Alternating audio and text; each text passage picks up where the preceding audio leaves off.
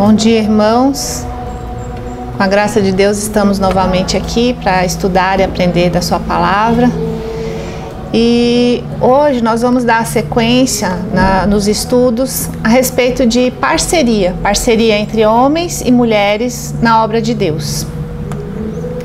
Só para a gente relembrar, né, essa sequência, então, são 5 aulas, né, são 5 estudos que nós fizemos. E nós passamos primeiro falando sobre como a equipe, né, como o grupo que trabalha na missão do Evangelho, ela é criada, e falamos da equipe do Êxodo, né, então contamos lá a história desde a criação, que Deus sempre fez a sua obra pensando nesse trabalho nosso juntos, né?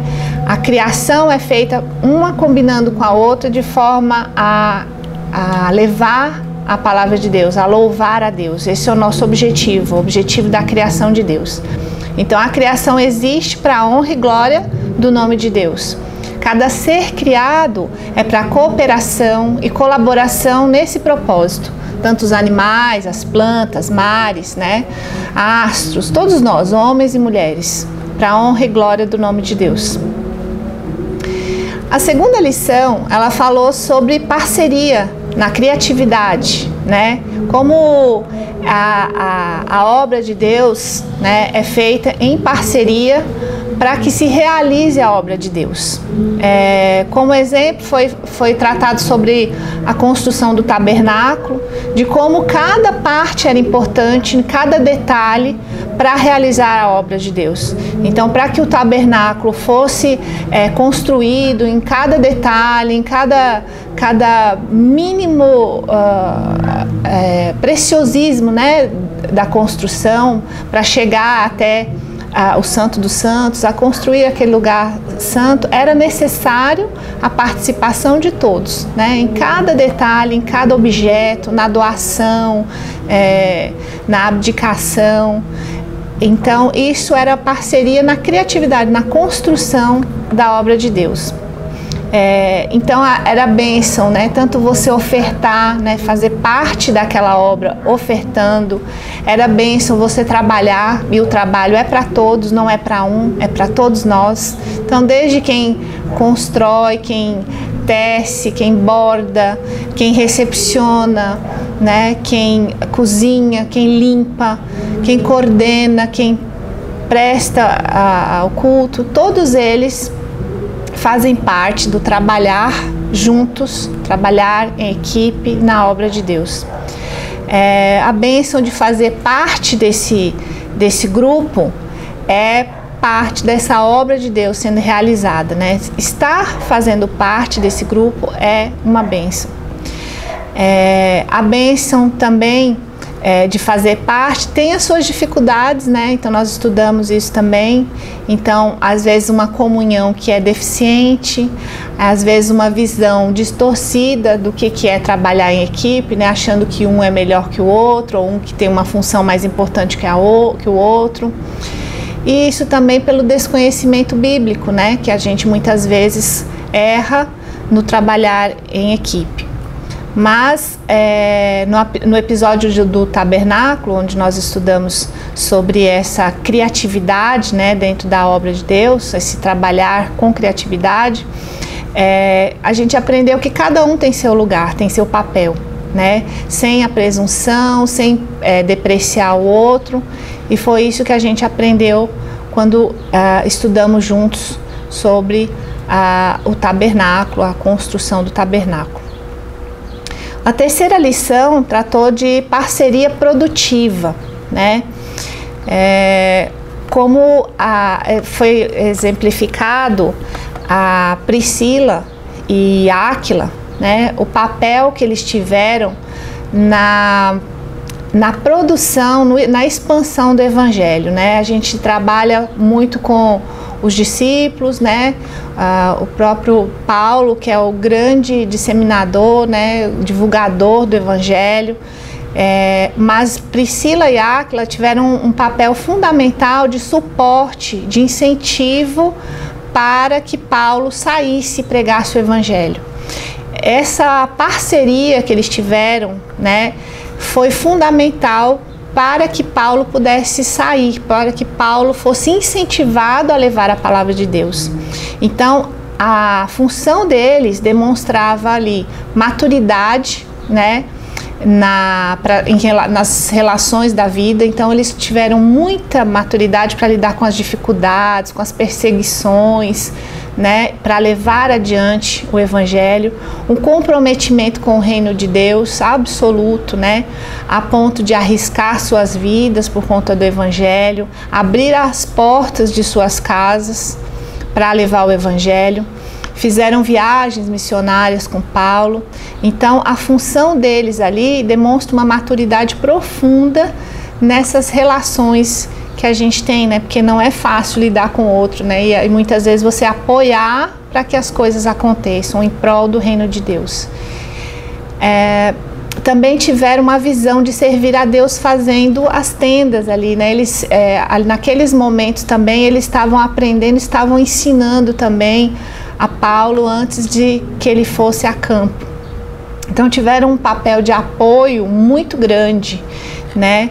Então nesse momento é essa parceria produtiva. Então cada um com o seu papel. Então não é só Paulo, né, quem propagou o evangelho, mas todos aqueles que o apoiam, que caminharam com ele, que o incentivaram, que foram um exemplo para ele de trabalho, de luta, de perseverança, fazem parte dessa parceria produtiva que Deus desenha para nós como servos dele. A quarta lição fala de parceria na obra missionária, também é um pouco ligada a essa parte do trabalho aí de apoio que deve ser dado para levar adiante o evangelho. No texto que foi estudado, foi em Romanos, fala: pois a vossa obediência é conhecida por todos, por isso me alegro a vosso respeito e quero que sejais sábios para o bem e simples para o mal. Nessa lição, a ideia é a importância da cooperação entre homens e mulheres crentes para o bom funcionamento do ministério cristão, a partir da experiência do apóstolo Paulo. Então, nessa lição foram abordados como um casal, né, de companheiros atua no trabalho do reino. Então descreve Andrônico e Júnias, né? Aqui possivelmente, né, eu li que há uma dúvida se Júnias seria mulher, né, ou homem, mas a tendência do estudo é que se fosse um casal mesmo, né, homem e mulher aqui, trabalhando na obra de Deus, e que eram parentes, né, ou patrícios de Paulo, companheiros possivelmente em algum momento de prisão, converteram-se antes de Paulo, eram notáveis entre os apóstolos. Então eles tiveram um papel fundamental, né, como uma referência para Paulo, né, embora não estivessem atuando na frente da propagação do evangelho, mas eles estavam apoiando e incentivando Paulo através do exemplo, da forma como eles lidavam com a vida. E tem outros colaboradores também no trabalho ministerial de Paulo, que independe, por exemplo, de raça, de classe social, independe do gênero, homem e mulher. Então, no caminhar de Paulo, a gente vê que ele tem tanto servos, né, escravos, pessoas de classes mais baixas, pessoas de diferentes raças, como também tem a presença das mulheres que o apoiaram, que o incentivaram para que ele levasse a obra de Deus adiante.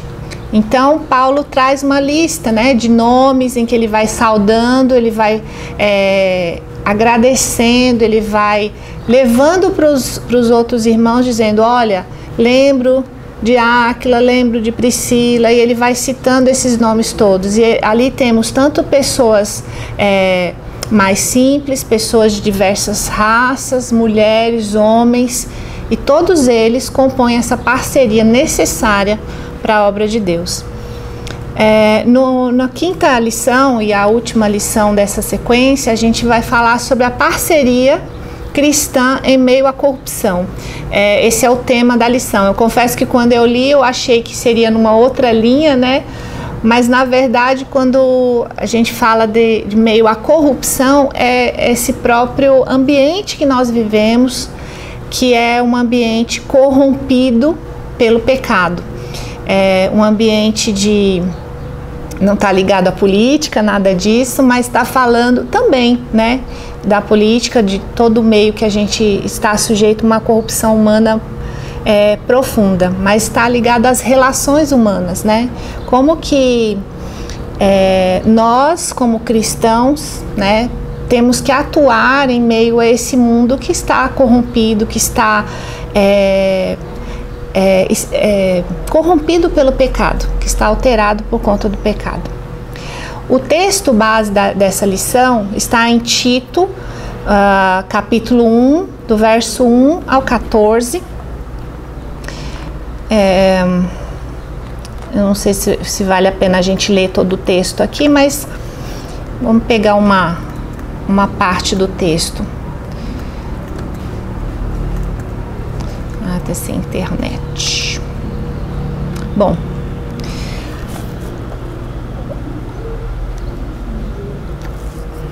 mas não vou ler o texto todo, mas o alvo da lição, ela fala sobre como reavaliar a sua compreensão a respeito da participação dos homens e mulheres no culto público, tá? A carta de Paulo a Tito apresenta um manual de procedimentos, como deve ser a nossa postura, a nossa atitude como servos de Deus. Embora comece a tratar do perfil de presbítero, ele fala que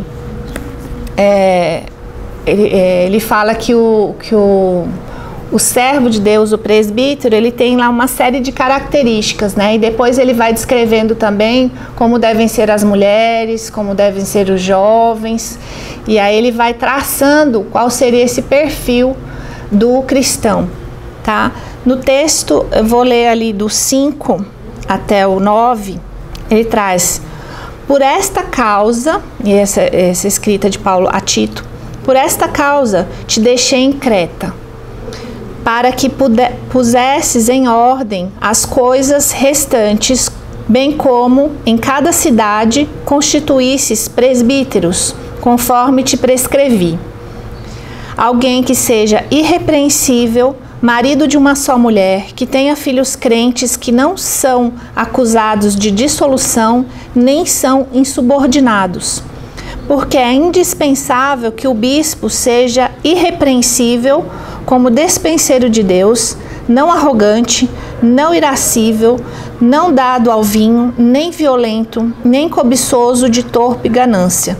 Antes, hospitaleiro, amigo do bem, sóbrio, justo, piedoso, que tenha domínio de si, apegado à palavra fiel, que é segundo a doutrina, de modo que tenha poder tanto para exortar pelo reto ensino, como para convencer os que o contradizem. Então aqui ele trata, né, de como deve ser o presbítero, né, o servo de Deus, as atitudes, as ações. Ele trata também da família desse servo de Deus. Aprendemos em Tito que a obra de Deus é feita por cada um de nós e por todos nós ao mesmo tempo. Então a gente brinca, no voleibol, por exemplo, a gente brinca que quando estamos jogando e que aí a bola caiu no chão, é porque ficamos naquela sensação do deixa que eu deixo. Um deixa para o outro, alguém vai pegar essa bola. Tá tão certo que alguém vai pegar que acaba que a bola cai no chão. E na obra de Deus, às vezes, a gente encara como sendo que alguém vai fazer, alguém vai levar. Então, ao mesmo tempo que é uma obrigação de todos nós, o quanto que a gente está esperando que alguém faça e não nós. Então, deixa que alguém vai fazer. É como quando tem um trabalho importante e que todos têm certeza de que alguém vai fazer. Qualquer um poderia fazer, mas ninguém faz. nós vamos aprender que a família de Cristo tem um trabalho a fazer, e esse trabalho é de toda a família cristã, é o ID, né? E disse-lhes: ide por todo mundo e pregai o evangelho a toda criatura. Então essa é a nossa função como família de Cristo. E família de Cristo, entenda-se tanto nós como família cristã, né, corpo de Cristo, quanto família também como as nossas ligações parentais, né? Então, quando a gente falar aqui como família, vamos sempre olhar pelos dois pontos, tanto a família como pai, mãe, filhos, né? Quanto a família que também manda os seus obreiros para o campo, que apoia o trabalho de missão. Para fazer qualquer trabalho, a gente precisa de planejamento, né? E essa missão dada por Cristo a nós será melhor executada se for planejada e se ela envolver toda a família, se ela envolver toda a sua casa, se ela envolver toda a sua igreja, tá? Em Lucas 14, 28 a 30, diz que: pois qual de vós, querendo edificar uma torre, não se senta primeiro a calcular as despesas para ver se tem com que a acabar, para não acontecer que depois de haver posto os alicerces e não a podendo acabar, todos os que a virem comecem a zombar dele, dizendo: este homem começou a edificar e não pôde acabar. Isso é planejar. Na Bíblia, né, a gente sabe que é o nosso manual de fé e de prática, né? Então, eu pessoalmente vejo bem de perto. Eu estou numa obra e já tem mais de um ano, uma luta, e a sensação que a gente tem é: Senhor, erramos em algum ponto, mas não podemos parar, a gente não pode abandonar. Então, se a gente errou no planejamento em algum ponto, a gente vai ter que replanejar, vai ter que reorganizar, mas a obra não vai parar. E assim é com a obra também a serviço de Cristo. Ela é uma obra que ela não pode parar. Se nós erramos em algum ponto, a gente precisa reorganizar, mas a obra não pode ser interrompida. Então, nós não vamos ser para o mundo uma obra inacabada. Então, a gente começou e a gente tem que continuar. A obra de Deus, ela não pode parar, ela não vai parar. Nesse planejamento, é importante que se tenha um alvo, você tem que ter uma meta, você tem que ter um objetivo. No texto de Tito, ele fala bem claramente, né? Paulo fala: por esta causa te deixei em Creta. Ou seja, eu não te mandei para o ID, para qualquer lugar, para todo mundo, de maneira desordenada. Não, te deixei com um objetivo específico. Te deixei em Creta. Para esta obra te deixei aqui. Ou seja, você vai ficar neste local com um objetivo específico. E assim é conosco também, para que a gente tenha foco, para que a gente tenha objetivo. Evangelizar o mundo não pode ser uma missão de todos antes de ser uma missão de cada um de nós. Não podemos esperar que alguém fará ou pensar que é grande demais para nós. É preciso planejar, ter foco e ir. Esta é a ordem de Deus para nós, né? Então, precisamos planejar e ter foco e iniciar a obra. Aí na Bíblia tem outros exemplos, né? Além desse em Tito. Dispõe-te, vai à grande cidade de Nínive, né? Então Jonas tinha uma missão específica, não era algo aleatório, vai. Não, ele tinha uma missão específica, era naquele povo, naquela época, naquele local, exatamente, que ele tinha uma obra para fazer. E isso era plano de Deus. Então não adiantou ele querer ir para outro lugar, não deu certo, né? Teve que voltar. E mesmo ele não querendo, né, teve que pregar e a obra de Deus foi feita. Não fui enviado senão as ovelhas perdidas da casa de Israel, em Mateus 15, 24. Em Atos 13, 47, eu te constituí para a luz dos gentios. Então, a obra de Deus, ela é planejada, ela é com metas específicas, ela é direcionada, né?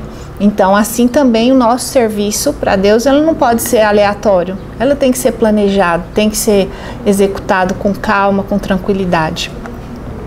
Então, para nós, né, em termos práticos, né, como que funciona isso em termos práticos? Eu sei que eu tenho a missão de pregar, eu tenho a missão do ID, mas como? Como fazer isso? Porque nem todo mundo vai ter condição de largar a sua vida, tudo que em tese ele acha que é o universo dele aqui, para sair, para fazer o campo missionário nesse ou naquele lugar. Uma missão intercontinental, nem todo mundo tem estrutura para isso, né? Como ser missionário? Como fazer, cumprir esse ID que Deus nos determina aqui onde eu estou? É possível isso? É possível isso, porque Deus deu uma missão para cada um de nós, né? Nosso papel é onde nós estamos muitas vezes. De forma prática, nós podemos começar olhando qual vai ser o alvo da minha evangelização, qual vai ser o alvo do meu serviço, né? Então vamos ter um ponto de partida. Se o ponto de partida é um vizinho, se o ponto de partida é um amigo, é uma família, é um colega, né? Uma pessoa, esse é o seu ID nesse momento. E para isso você precisa igualmente, né, de uma missão grandiosa ou não, você precisa orar, colocar diante de Deus as suas limitações e se dispor, né, se dispor a caminhar junto com essa pessoa, a conhecer essa pessoa, se é uma família, a se relacionar com essa pessoa, porque muitas vezes você ainda não sabe como. Mas se você se dispor, se colocar diante de Deus como pronto para servi-lo, Deus vai prepará-lo, vai capacitá-lo, vai abrir a oportunidade para que você possa falar do Evangelho. Enquanto você não souber o que fazer, ore, se coloque à disposição. Quando a direção não estiver clara, se coloque do lado. Caminhe com a pessoa, ouça, abra seus olhos, sem preconceito, sem julgamento. Então, essa é a nossa missão do ID aqui onde nós estamos. Invista num objetivo claro, envolvendo toda a família. Então, quando a gente fala de envolver toda a família, de novo, a família igreja ou a família, a sua família, os seus laços de parentesco. As duas coisas, né? Então, se você está falando de um projeto missionário, o envolver toda a família, o que vai ser? Nós temos lá o nosso irmão que vai fazer um trabalho em Oman, nós vamos orar por ele, nós vamos pensar no suporte financeiro dele, nós vamos planejar a família dele, como vai funcionar, vamos apoiar essa família e nós vamos caminhar com ele durante o período que ele estiver lá, né? Todo o preparo, todo o sustento, todo o acompanhamento, a oração, nós vamos trabalhar. E quando você traz isso para a família, também é a mesma coisa. Se nós sentamos juntos e falamos, nós temos uma família que nós vamos apoiar e nós vamos direcionar, vamos ajudar essa pessoa a se aproximar, essa família a se aproximar de Cristo, esse objetivo tem que ser compartilhado em família. Então nós temos que sentar como pais, filhos, né, irmãos, e temos que falar, olha, essa família vai ser alvo do nosso ID, né? Então, vamos conhecer essa família, vamos nos relacionar com ela, vamos orar em família por aquela família. Vamos unir nossos corações em prol do servir a Deus. Então, faça algo juntos, né? Combine um almoço, liguem para essa pessoa, compre um presente, se relacione, porque você não pode chegar para a pessoa de maneira abrupta, né? Você tem que chegar suave, você tem que ser bem recebido, né? Para que ele possa te ouvir. Então, às vezes, antes de falar, é preciso ouvi-lo primeiro, né? Conhecê-lo. Então, é nessa função que a gente precisa investir, né? Então, antes construa esse relacionamento em família e depois você vai. Coloque na mão de Deus o seu objetivo, o seu alvo e depois você vai. Envolva toda a equipe da sua casa, né? Então, aqui é a equipe mesmo, é cada um com o seu talento, né? Então, se um é melhor para o planejamento, o outro é melhor no relacionamento, o outro é mais falante, o outro tem características A ou B, unam os perfis em prol do servir a Deus, do ID. como família em Cristo, né, como igreja, irmãos na fé, líderes da igreja, os irmãos podem dar apoio financeiro, podem encorajar, podem orar, uns vão a campo, outros não vão, mas o núcleo familiar, marido, mulher, filhos, o projeto precisa de liderança, mas ele também precisa de alguém que vai fazer o serviço, alguém que vai fazer o contato, alguém que vai preparar o bolo, alguém que vai preparar o momento, alguém que vai levar, vai buscar. Então isso tem que estar dentro da família como objetivo. Não pode ser de um só e o outro tá à parte, porque isso vai gerar conflito, vai gerar distanciamento, né, dentro da própria família. Então é importante que isso faça parte do projeto familiar. A Bíblia mostra pra gente algumas famílias envolvidas com a missão de fazer discípulos. E aí novamente, Áquila e Priscila, que serviram de apoio a Paulo, deram orientações preciosas e exatas sobre o caminho de Deus e receberam a igreja em sua casa. Esse casal investia e se envolvia na obra de Deus. O diácono Filipe tinha toda a sua casa envolvida na obra de Deus. Expressões na Bíblia como tu e toda a sua casa, ela e toda a sua casa, tu e tua casa, em Atos, com toda a sua casa, também em Atos 18:8, aparecem em vários textos bíblicos, né? Então, sempre tem essa ideia de que a família, ela quem vai trabalhar em prol do Evangelho, em prol do ID, né? Mostra o quanto é bom e necessário o envolvimento dessa família como equipe na função de levar o Evangelho. E aí, primeiro era a meta, né, o alvo, e agora a gente traça um plano, né? Como que essa equipe vai trabalhar. Porque não adianta você ter grandes talentos, né? É como no jogo de futebol. Você tem um talento A, B ou C, que às vezes faz um gol e ganha, mas se o grupo todo não estiver trabalhando juntos, né, não adianta fazer um monte de gol e o goleiro tomar mais um monte de gol também. Você vai perder do mesmo jeito.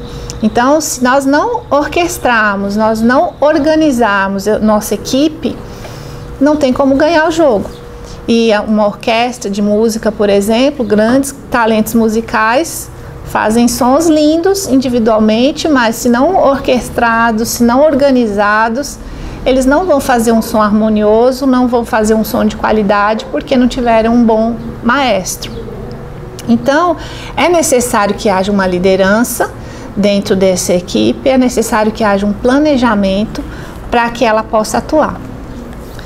E como levar o Evangelho ao outro se a família, a nossa igreja ou o nosso núcleo familiar não estiver unida nesse propósito? Se não estiver com o foco bem claro, se não apoiar e ajudar nesse caminho. Temos que orar a Deus para que os tempos e os planos da nossa família estejam alinhados, porque muitas vezes um membro da família ou um grupo da igreja está afoito, animado por fazer os trabalhos missionários, está animado por levar o Evangelho, para testemunhar, para falar de Deus, mas não é o momento que o outro está. Então, antes da gente pensar em levar para fora, a gente precisa se fortalecer, a gente precisa olhar onde está desalinhado. Por que as coisas não estão funcionando? Porque os nossos tempos não estão alinhados, os nossos objetivos não estão alinhados. Então, trabalhar em equipe é todos juntos, né? Se vai ter que correr um pouco menos aqui para poder caminhar junto, vai ter que correr menos, porque senão não chegam em equipe, né? Pode ter algumas conquistas individuais, mas como equipe vai enfraquecendo, né? Então, às vezes, a força de mais dentro da equipe vai fazer a fraqueza do outro. Para que o desejo de servir a Deus, de cumprir o ID, grite nos corações ao mesmo tempo, né? Se não gritar, que possamos orar e colocar diante de Deus esse propósito, para que Deus alinhe nossos relógios, né? Para que Deus ajuste os nossos tempos. e todos desejem juntos servir a Deus nessa missão. Ninguém pode ficar para trás. E o testemunho, né, de uma família no meio de uma sociedade, um testemunho de uma igreja, né, no meio de uma sociedade, ele grita muito mais alto, né, do que aquilo que a gente poderia falar com eloquência, né, uma pessoa individualmente poderia falar. Então, o testemunho, muitas vezes, de uma família, levando o evangelho através das suas ações, da sua harmonia, da sua forma de atuar no seu meio, né, ele grita, ele exala um perfume, ele testemunha, ele testifica do Evangelho de Cristo. Em Tito 1, do 10 ao 12, vemos que o testemunho da transformação na vida das famílias cristãs era um instrumento poderoso para a pregação. Ou seja, mais do que falar, a vida da família, ela é testemunha, ela mesma já fala, né, no seu meio. A eficácia da pregação pelo testemunho. Então, em Tito 1:10 fala: porque há muitos insubordinados, faladores vãos, enganadores, especialmente os da circuncisão, aos quais é preciso tapar a boca, porque transtornam casas inteiras, ensinando o que não convém, por torpe e ganância. Um dentre eles, seu próprio profeta, disse: os cretenses são sempre mentirosos, bestas ruins, glutões preguiçosos.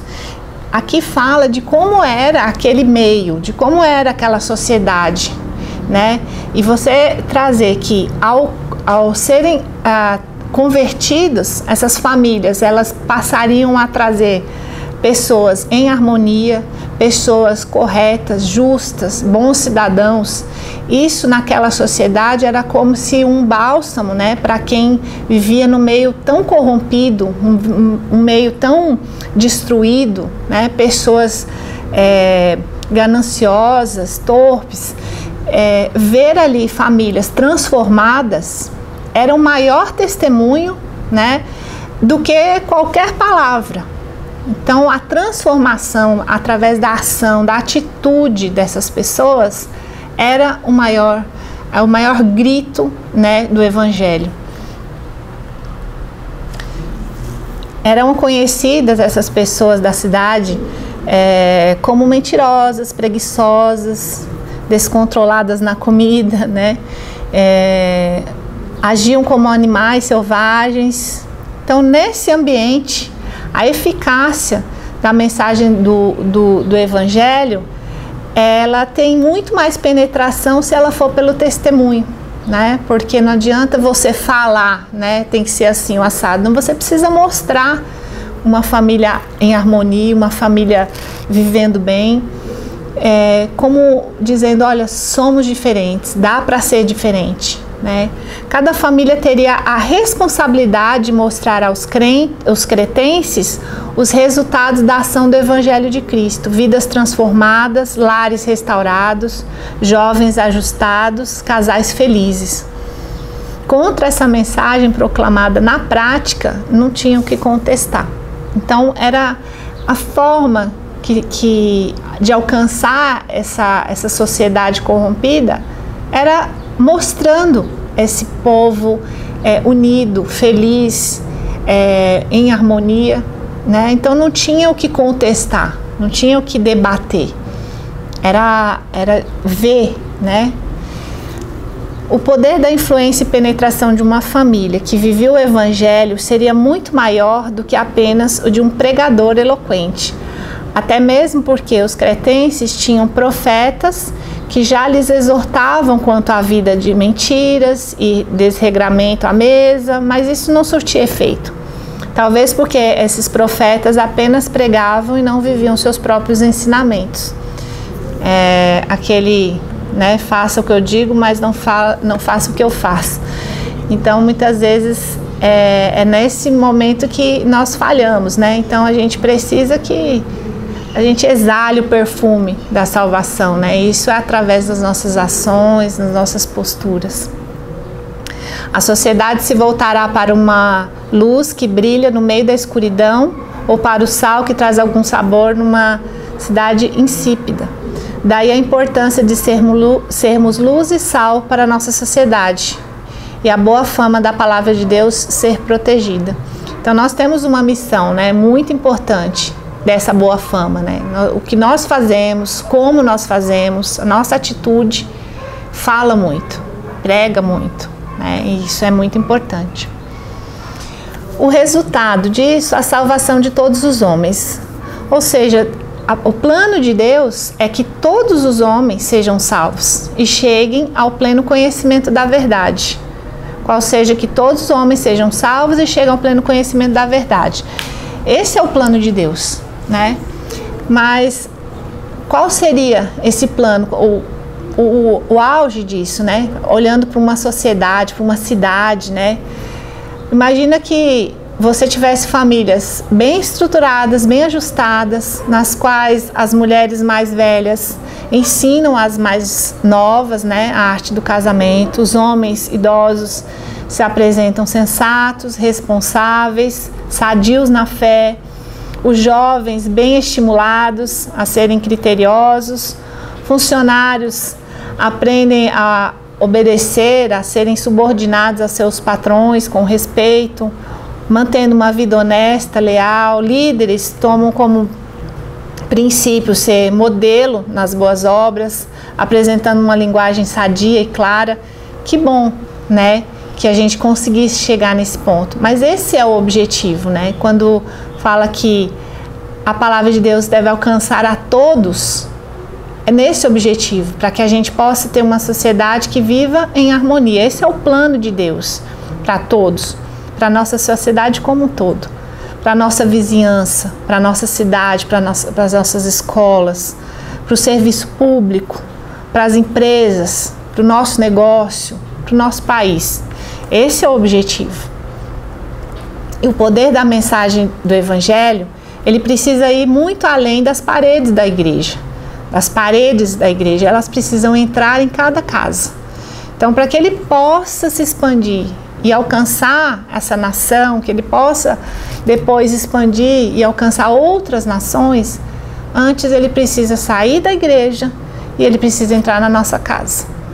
Entrando na nossa casa, agindo na nossa família, a nossa família contagiando o nosso vizinho, contagiando o nosso colega de trabalho, na escola, em todo lugar que a gente vá. Comece em nós. Que a nossa família seja o local onde o Evangelho provoca transformações milagrosas dentro de casa. Possa transformar de maneira inacreditável, de maneira que qualquer um possa ver em nós pessoas diferentes. É preciso ser diferente, a gente tem que ter muito cuidado para não ser igual a todo o resto, todos os outros. Somos todos da mesma cor, somos todos iguais. Será que é assim que é para ser? O ser igual? Ou é para a gente ser transformado e transformar também, através de nós?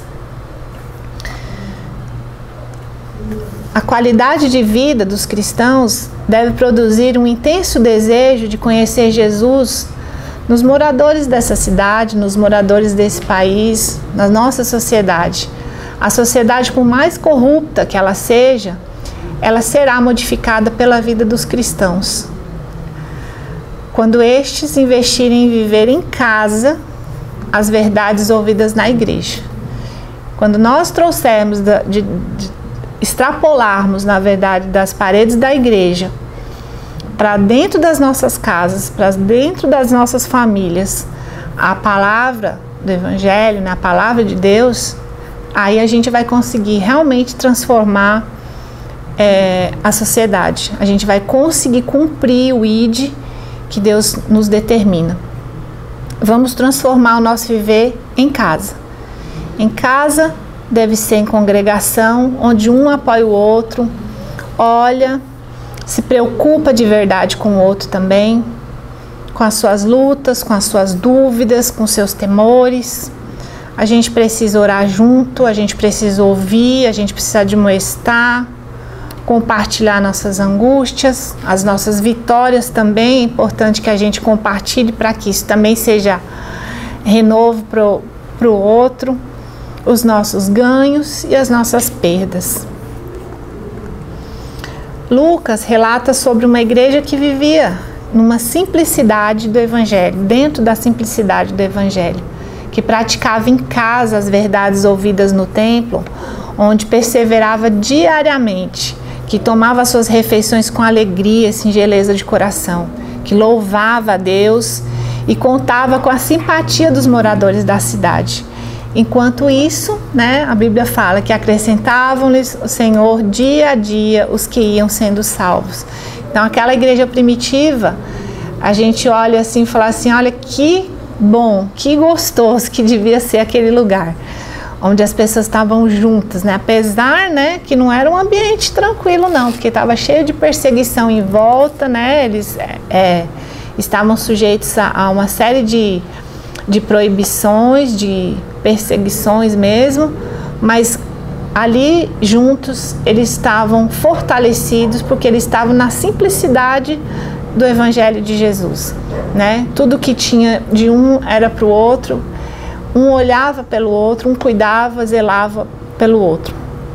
Então vamos atuar em casa, no nosso núcleo familiar, com nossos pais, nossos filhos, cônjuge, com a nossa parentela, os nossos amigos, funcionários, colegas e vizinhos. O ID está mais próximo de nós do que pensamos. Não podemos abrir mão dessa honra, desse prazer que Deus coloca em nossa mão, que é o testificar, o testemunhar do seu Evangelho. Esperamos que Ele nos capacite para o ID extraordinário. Não precisamos disso. Nós precisamos trabalhar no ID hoje, na nossa família, na nossa casa, no lugar onde nós estivermos. Queria agradecer aos irmãos e orar para que Deus nos abençoe a aprender da sua palavra de verdade e levar na prática, aquilo que a gente tem aprendido no Evangelho. Santo Deus, nós te agradecemos, Senhor, pela oportunidade de aprender da tua palavra, Senhor, que é viva e que a cada vez que nós a lemos, Senhor, aprendemos um pouco mais de ti. Senhor, nos capacita, Senhor, para sermos suas testemunhas em todos os locais, em todos os momentos de nossas vidas. Abençoa-nos, Senhor, como igreja, abençoa-nos, Senhor, como família, que possamos dentro de casa sermos pregadores do Evangelho, testemunhos do Evangelho, com nossos filhos, com a nossa parentela. Dá-nos persistência e principalmente, Senhor, a alegria de te servir. Nós oramos no nome santo de Jesus. Amém. Obrigada, irmãos.